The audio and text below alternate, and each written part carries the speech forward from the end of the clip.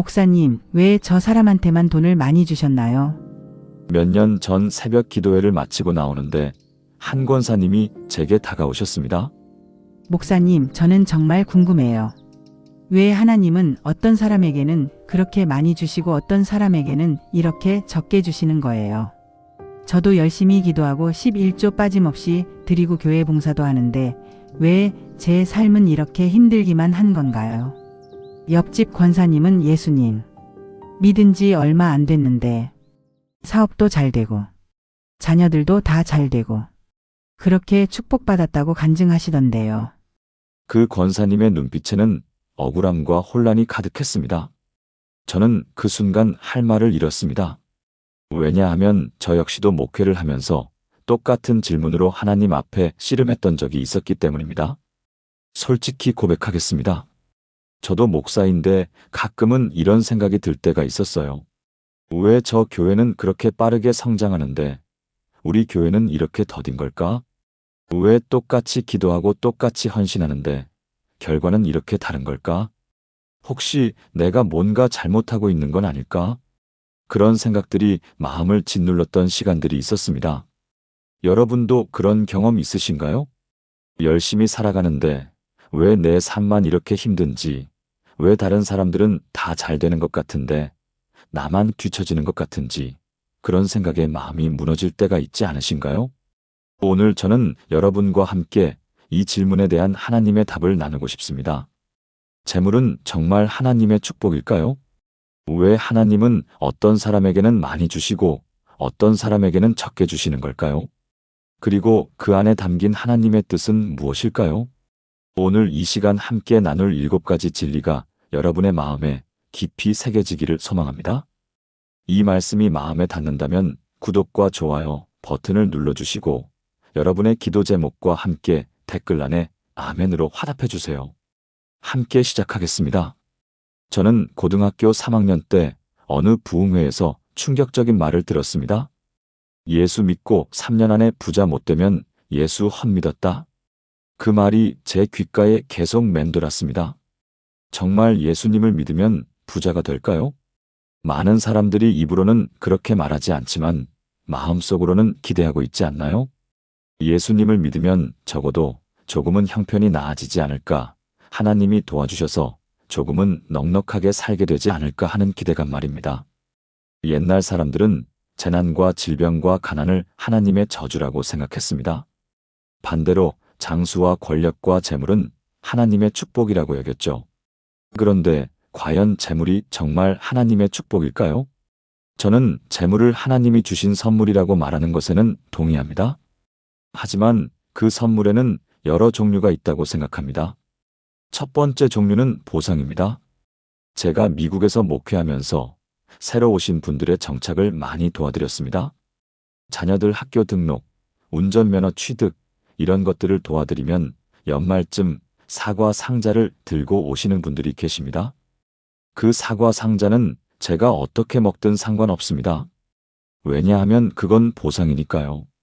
만약 재물이 하나님께 착하게 살아서 받은 보상이라면, 11조를 열심히 해서 받은 보상이라면 그건 제 마음대로 써도 괜찮을 겁니다. 하지만 저는 재물을 그렇게 보지 않습니다. 제 어머니는 80이 넘으셨지만 지금도 제 생일에 선물을 주십니다. 만약 선물이 보상이라면 제가 어머니께 드려야 맞겠죠. 하지만 저는 어머니의 선물을 받는 걸 좋아합니다. 왜냐하면 그건 사랑의 표현이니까요. 그렇다면 재물을 하나님의 특별한 사랑의 표현이라고 말할 수 있을까요? 70년대 미국 이민교회에서는 이런 기도를 자주 들을 수 있었습니다. 하나님께서 우리를 특별히 사랑하셔서 이 젖과 꿀이 흐르는 미국으로 보내주셔서 감사합니다. 하지만 청년이었던 저는 그 기도를 들으면서 마음이 불편했습니다.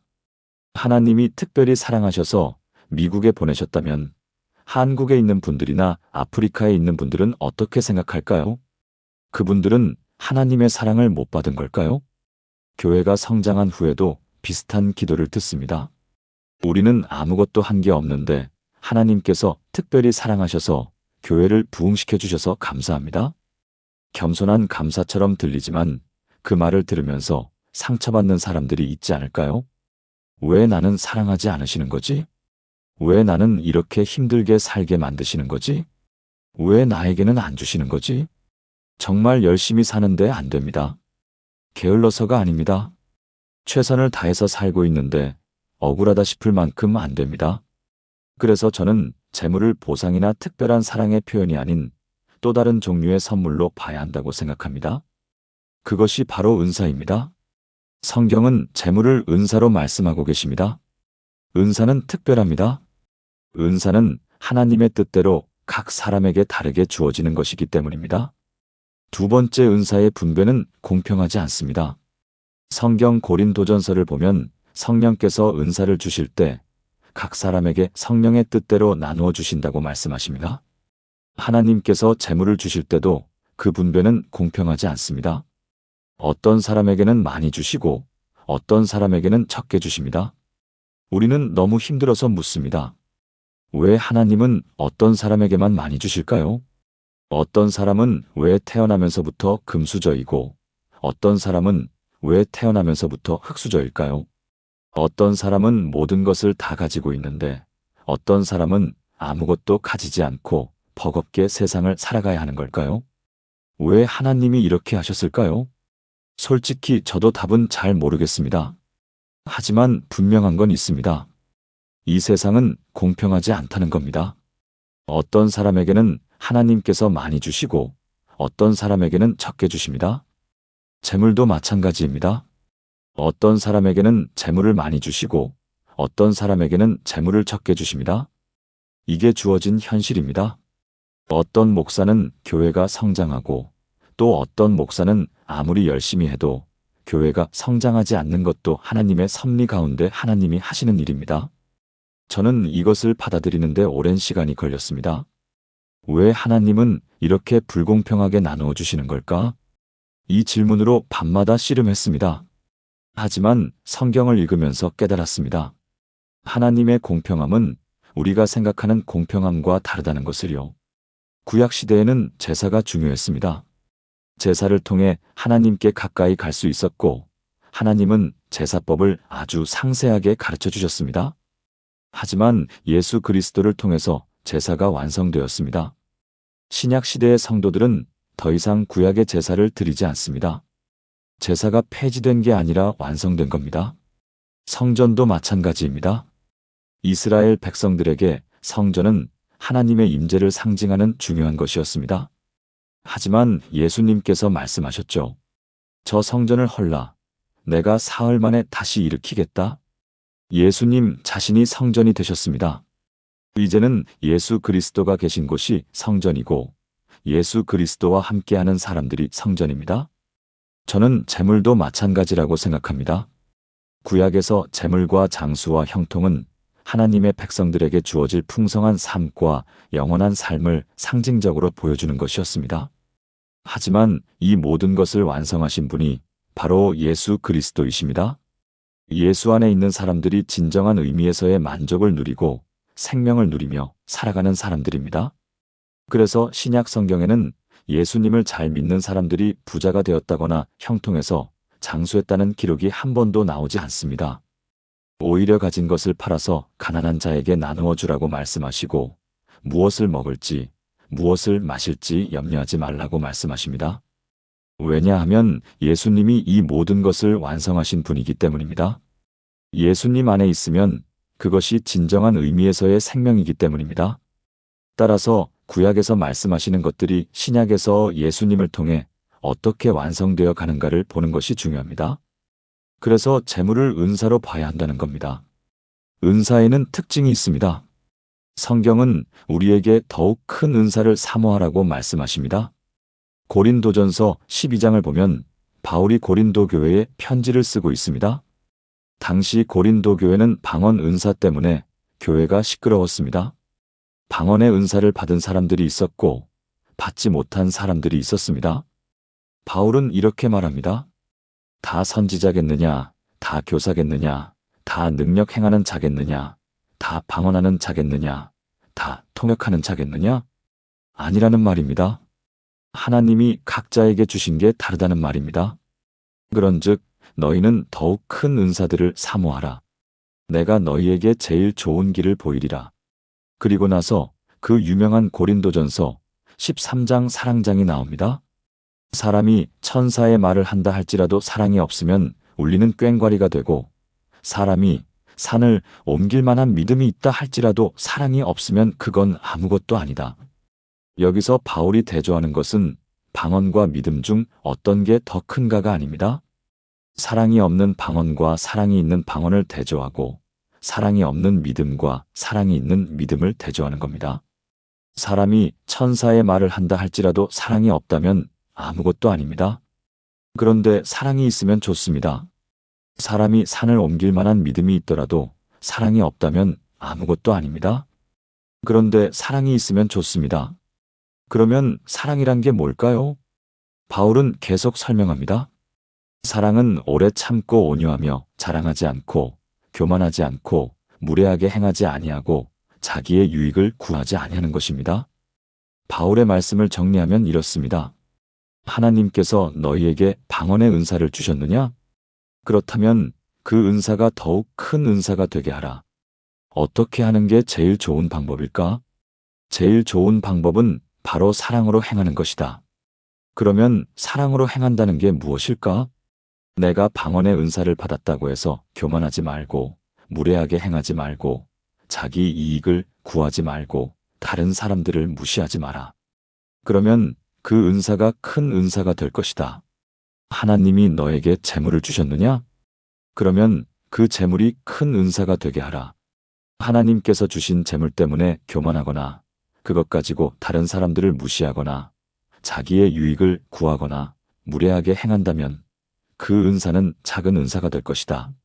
사랑이라는 본유적으로 더 큰 은사가 있는 게 아닙니다. 하나님이 우리에게 무엇을 주셨든지 그것이 크든 작든 우리에게 주어진 사명은 그것을 큰 은사가 되게 만드는 것입니다. 그리고 그 큰 은사가 되게 만드는 가장 좋은 길은 바로 사랑으로 행하는 것입니다. 여러분에게 주어진 은사를 큰 은사로 만들고 계신가요? 은사의 또 다른 특징은 은사는 언제나 사명이었다는 것입니다. 교회를 섬기기 위한 것이거나, 사람을 섬기기 위한 것이거나, 세상을 섬기도록 하기 위한 섬김을 위한 것이 은사의 특징입니다. 나에게 그냥 내가 믿음 생활을 잘했더니 하나님이 주신 복이라고 생각하면 누리면 그만이겠지만, 하나님이 나에게 많이 주신 것이 나에게 주신 사명이었다고 생각한다면 이제는 내가 어떻게 살아야 하는가 하는 것이 훨씬 더 중요한 문제가 됩니다. 얼마나 많이 가졌는가 하는 것이 중요한 게 아니라 얼마나 많이 남겼는가 하는 것이 훨씬 더 중요한 문제가 되는 겁니다. 예수님께서 달란트 비유에서 재미있는 말씀을 하십니다. 어떤 사람에게는 5을 주셨고, 어떤 사람에게는 2를 주시고, 어떤 사람에게는 1달란트를 주셨습니다. 하나님의 공평함이 어디에 나타나는가 하면 5을 가진 사람이 최선을 다해서 5을 남겨서 10개를 갖고, 2개 가진 사람이 최선을 다해서 2개를 남겨서 4개를 가지면 반밖에 되지 않아도 착하고 충성된 종이라는 칭찬을 들을 사람은 10개를 가진 사람이 아니라 4개를 가진 사람입니다. 따라서 우리는 몇 개가 주어졌는가 하는 것보다 가진 사람들이 어떻게 남겨야 되는가 하는 것이 훨씬 더 중요한 문제입니다. 재물은 은사입니다. 재물에는 항상 사명이 있습니다. 주변에 교회가 크게 성장한 교회들이 있습니다. 교회가 성장한 교회들을 보면 가끔 이런 이야기를 듣습니다. 하나님께서 특별히 우리를 사랑하셔서 우리는 아무것도 아닌데 그냥 교회가 저절로 성장하게 하셨어요. 물론 교회가 성장했다는 건 감사한 일입니다. 그렇지 않으면 우리 교회가 어떻게 성장하게 되었는가 하는 비결들을 말씀하시죠. 새벽 기도를 열심히 했더니 성장했다. 전도를 많이 했더니 교회가 성장했다. 목사님의 설교가 좋아서 교회가 성장했다. 물론 그런 심리적이고 사회적인 요소들을 부인하고 싶지 않습니다. 하지만 저는 그게 전부가 아니라고 생각합니다. 실제로 그렇게 하지 않았는데도 성장하는 교회도 많고 열심히 기도하는데도 성장하지 않는 교회들도 있기 때문입니다. 저는 교회가 성장하면 성장의 비결을 말하거나 하나님이 특별히 사랑해서 성장했다고 감사하는 것도 좋지만 그건 못지않게 중요한 것이 있다고 생각합니다. 하나님이 이 교회를 성장시키셨으면 하나님이 이 교회를 통해서 뭘 하려고 하실까? 그 하나님의 의도와 사명을 느끼는 것이 훨씬 더 중요하지 않겠는가라는 생각입니다. 오래전에 보이스피싱 메일을 받은 적이 있습니다. 나이지리아에 있는 어떤 크리스천이 600만 불을 우리 교회에 헌금하고 싶다는 내용이었습니다. 처음에는 너무 흥분되었습니다.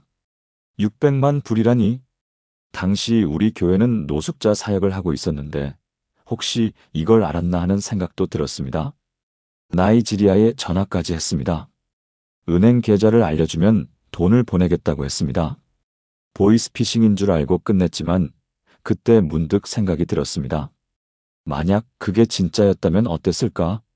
600만 불을 저희에게 주면서 교회 건물 사지 말고 지금 하고 있는 노숙자 사역을 열심히 해달라고 부탁했다면 우리가 얼마나 힘들게 일을 해야 했을까? 그 사역이 얼마나 힘에 지치도록 엄청난 일을 해야 하는 것들이잖아요. 하나님이 각자에게 다르게 주셨지만 그것을 사명으로 생각한다면 많이 주어졌을 때 그것 가지고 다른 사람들 앞에서 자랑하려고 하거나 내가 남보다 더 낫다고 생각하거나 다른 사람들을 무시하는 것은 재물을 합당하게 보고 있는 게 아닙니다. 오히려 겸손한 마음으로 하나님이 이것을 통해서 나에게 무엇을 요구하실까? 하나님은 내가 어떻게 하나님을 섬기기를 그리고 사람들을 섬기기를 원하실까 하는 질문이 앞서야 합니다. 아, 내가 복을 받았다고 그냥 마냥 누리려는 자세를 갖는 것은 합당하지 않습니다. 많이 가진 사람이 느껴야 할 사명이 있습니다. 하나님께서 왜 어떤 사람에게 많이 주셨는지 우리는 잘 모릅니다. 하지만 분명한 것은 많이 가진 사람에게는 그만큼의 책임이 따른다는 것입니다. 누가복음 12장 48절 말씀입니다. 물은 많이 받은 자에게는 많이 요구할 것이요 많이 맡은 자에게는 많이 달라 할 것이니라. 이 말씀은 재물에만 적용되는 것이 아니라 우리가 받은 모든 은사에 적용됩니다. 재능을 많이 받았다면 그 재능으로 하나님을 섬기고 사람들을 섬겨야 합니다. 시간이 많다면 그 시간으로 하나님을 섬기고 사람들을 섬겨야 합니다. 건강을 많이 받았다면 그 건강으로 하나님을 섬기고 사람들을 섬겨야 합니다. 재물을 많이 받았다면 당연히 그 재물로 하나님을 섬기고 사람들을 섬겨야 합니다. 교만하지 마십시오. 많이 가졌다고 해서 내가 더 나은 사람이 아닙니다. 무례하게 행하지 마십시오. 많이 가졌다고 해서 다른 사람들을 함부로 대할 권리가 없습니다. 자기 유익을 구하지 마십시오. 많이 가진 것은 나만을 위한 것이 아니라 함께 나누기 위한 것입니다. 다른 사람들을 무시하지 마십시오. 적게 가진 사람도 하나님 앞에서는 동등하게 귀한 존재입니다. 오히려 겸손한 마음으로 물어보십시오. 하나님, 이것을 통해서 저에게 무엇을 요구하십니까? 하나님, 제가 어떻게 하나님을 섬기고 사람들을 섬기기를 원하십니까? 하나님, 제가 어떻게 이 은사를 큰 은사로 만들 수 있습니까? 이것이 많이 가진 자의 마땅한 자세입니다. 가지지 않은 경우에도 너무 낙심하지 마세요. 다른 사람과 비교해 볼 때 비교적 적게 가졌다고 생각할 경우에도 낙심하지 마십시오. 세상 사람들은 지속적으로 물어봅니다. 넌 몇 개 가졌니? 넌 뭐 할 줄 아니? 하지만 무엇을 할 수 있다는 것, 무엇을 가졌다는 것이 물론 게으름이나 인간의 죄로 인해서 발생하는 일들도 있겠지만 많은 사람들의 경우는 나름대로 열심히 사는데 안 됩니다. 나름대로 정말 힘들게 살아가고 버겁게 살아가고 있는데 안 됩니다. 정말 최선을 다해서 살고 있는데 억울하다 싶을 만큼 안 됩니다. 게을러서가 아닙니다. 못나서가 아닙니다. 그런데 안 됩니다. 그렇게 잘 안 되는 경우에 세상 사람들은 그냥 실패라고 말을 합니다. 하지만 하나님의 눈으로 우리가 우리의 인생을 보기 시작한다면 하나님께서는 너 몇 개 가졌느냐라고 묻지 않으십니다. 하나님은 우리에게 몇 개를 주셨는지를 아시니까 너 몇 개 남겼니라고 물으실 겁니다. 달란트 비율을 다시 생각해 보십시오. 5달란트 받은 사람이 5을 남겨서 10개를 만들었습니다. 2달란트 받은 사람이 2개를 남겨서 4개를 만들었습니다. 주인은 두 사람에게 똑같이 말씀하십니다. 착하고 충성된 종아, 내가 작은 일에 충성하였음에 내가 많은 것을 내게 맡기리니 내 주인의 즐거움에 참여할지어다. 4개밖에 안 되는데도 착하고 충성된 종이라고 칭찬하십니다. 왜냐하면 하나님은 결과의 크기가 아니라 충성의 크기를 보시기 때문입니다. 여러분이 지금 가진 것이 작아 보이십니까? 다른 사람과 비교할 때 초라해 보이십니까? 낙심하지 마십시오. 하나님은 여러분이 몇 개 가졌는지를 보시는 것이 아니라 여러분이 가진 것으로 얼마나 충성했는지를 보십니다. 1달란트 받은 사람의 문제는 적게 받은 것이 아니었습니다. 받은 것을 땅에 묻어둔 것이 문제였습니다. 여러분, 적게 받았어도 괜찮습니다. 그것으로 최선을 다하십시오. 그것으로 하나님을 섬기고 사람들을 섬기십시오. 그러면 하나님께서 착하고 충성된 종이라고 칭찬하실 것입니다. 우리는 이제 세상이 말하는 세상의 눈으로 내 인생의 성공을 말할 때가 아닙니다. 세상은 지속적으로 물어봅니다. 넌 몇 개 가졌니? 넌 뭐 할 줄 아니? 하지만 하나님은 다르게 물으십니다. 넌 몇 개 남겼니? 넌 어떻게 섬겼니? 재물이 많고 적음이 우리가 살아가는 삶의 현장에서는 굉장히 중요하고 필요한 일이기는 합니다. 하지만 우리가 그리스도인으로서 극복해 보려고 하고 그것을 뛰어넘으려고 하고 믿음으로 살려고 애를 써야 하는 부분 중에 하나가 있다면 재물의 적음으로 인하여서 낙심하지 않는 것이고 재물의 많음으로 인하여서 교만하지 않는 것입니다. 그것이 적든 많든 사명으로 생각할 수 있어서 어떻게 내가 하나님을 기쁘시게 하는 제자로 살아낼 수 있을까 하는 것을 고민하는 것이 우리에게 주어진 마땅한 사명입니다. 바울은 빌립보서 4장에서 이렇게 고백합니다. 나는 비천에 처할 줄도 알고 풍부에 처할 줄도 알아 모든 일곧 배부름과 배고픔과 풍부와 궁핍에도 처할 줄 아는 일체의 비결을 배웠노라. 내게 능력 주시는 자 안에서 내가 모든 것을 할 수 있느니라. 이것이 진짜 성공입니다. 많이 가졌을 때도 교만하지 않고 감사할 줄 아는 것, 적게 가졌을 때도 낙심하지 않고 감사할 줄 아는 것, 그 모든 상황에서 하나님께 영광 돌릴 줄 아는 것, 이것이 하나님 눈에 진짜 성공입니다. 사랑하는 여러분, 오늘 우리가 함께 나눈 7가지 진리를 기억하십시오. 첫째, 재물은 보상이 아니라 은사입니다. 둘째, 은사의 분배는 공평하지 않습니다.